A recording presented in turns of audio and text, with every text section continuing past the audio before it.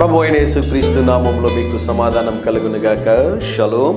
ఈ ఉదయకాల సమయం కొరకు యెషయా గ్రంథము 9వ అధ్యాయము 6వ వచనంలో ఉన్నటువంటి మాటల్నే రాబోతున్నటువంటి 5 దినములు మనము ధ్యానించబోతున్నాం. అందులో మొదటి మాట ఆశ్చర్యకరుడు. గమనించండి ప్రియులారా, ఆల్కహాల్ రిహాబిలిటేషన్ సెంటర్స్ అని ఉంటాయి. ఆల్కహాల్ రిహాబిలిటేషన్ సెంటర్స్ అంటే కుటుంబంలో చాలామంది భర్తలు తాగుబోతులై కుటుంబాన్ని సర్వనాశనం చేస్తుంటారు. కొన్ని కుటుంబాల్లో ఉన్నటువంటి బిడ్డలు ఆ కుటుంబంలో తాగుడికి అలవాటైపోయి మత్తు పదార్థాలు తీసుకుంటూ డ్రగ్స్ని వారు తీసుకుంటూ కుటుంబాన్ని సర్వనాశనం చేస్తుంటారు.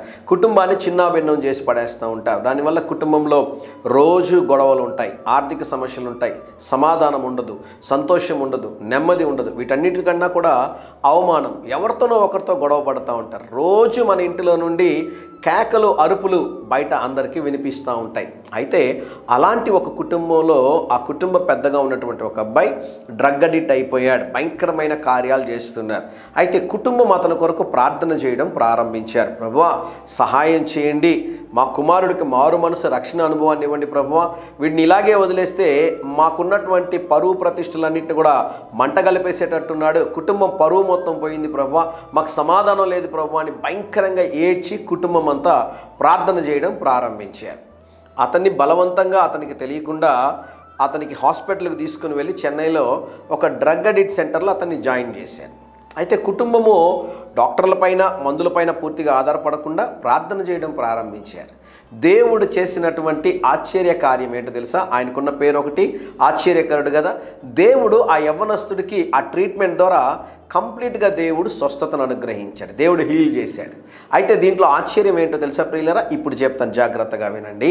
ఆ ట్రీట్మెంట్ మొత్తం అయిపోయిన తర్వాత ఆ అబ్బాయి అదే ప్రాంతంలో ఉద్యోగంలో జాయిన్ అవ్వడానికి దేవుడు సహాయం చేశాడు. ఇతను ఏం చేశాడు తెలుసా? ఇతనులాగా ఎవరైతే సమస్యలో ఉన్నారో, తాగుడికి బానిస అయిపోయి ఉన్నారో, డ్రగ్స్ యూజ్ చేస్తున్నారో వారికి ట్రీట్మెంట్ ఇచ్చేటటువంటి స్థాయిలోనికి వారిని టేక్ కేర్ చేయడానికి దేవుడు ఈ యవ్వనస్తుని వాడుకున్నాడు. ఎంతో అద్భుతం కదండి.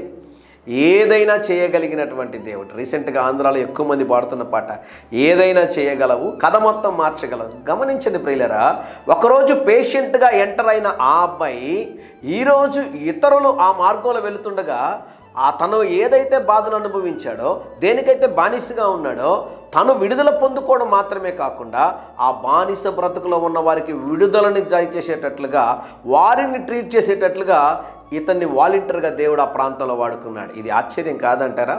ఈ ఉదయకాల సమయంలో ఒక ఆశ్చర్య కార్యం మీ జీవితంలో జరగాలని ఎదురు చూస్తుంటే ఏదైనా చేయగలిగిన దేవుడు ఉన్నాడో ఆయన పేరే ప్రభువైన యేసుక్రీస్తు. ఆయన జన్మిస్తున్న సమయంలో ఈ మాట చెప్పబడింది, ఆశ్చర్యకరుడు. నేను ఈరోజు మీకోసం ప్రార్థన చేస్తాను. ప్రభువా ఒక ఆశ్చర్య కార్యము మా ప్రియుల జీవితంలో జరిగించండి అని. ప్రియ పరలోకపు తండ్రి, ఆశ్చర్య కార్యములు చేయటం మీకు మాత్రమే సాధ్యము నాయన.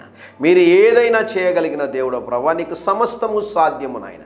ఈ ఉదయకాల సమయంలో మా ప్రియుల జీవితంలో ప్రభువా ఒక అసాధారణమైన కార్యాన్ని జరిగించండి ప్రభువా.